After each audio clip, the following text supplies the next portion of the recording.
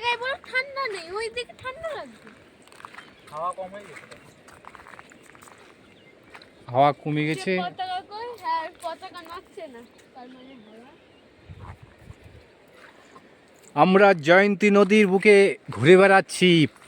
সামনে উঁচু পাহাড়, ওপরে মেঘ লুকোচুরি খেলছে পাহাড়ের সাথে।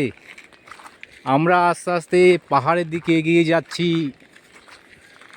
পাহাড় চারিপাশ দিয়ে যেন আমাদেরকে প্রাচীর দিয়ে ঘিরে রেখেছে। এই জয়ন্তী নদী খুবই বড়। এই পাহাড়ের খরস্রোতা ঝর্ণার জলে পুষ্ট, বর্ষার জলে পুষ্ট এই জয়ন্তী নদী। তাই এখন শুকিয়ে আছে। কোথাও কোথাও তীব্র খরস্রোত নদীর মাঝখান দিয়ে বয়ে গেছে। তাই নদীর বিস্তীর্ণ এলাকা পাথুরে জমি পড়ে আছে, তার মাঝখান দিয়ে খরস্রোত বয়ে গেছে এই জয়ন্তী নদীর বুক চিরে।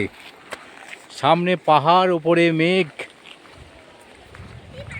পাহাড়ের গা ঘেঁষে উপচে পড়ছে।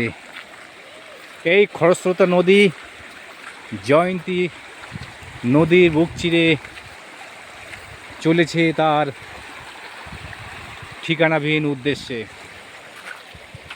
খুব সুন্দর চারিপাশ, মনোমুগ্ধকর। এলেই যেন মন ভরে যাবে,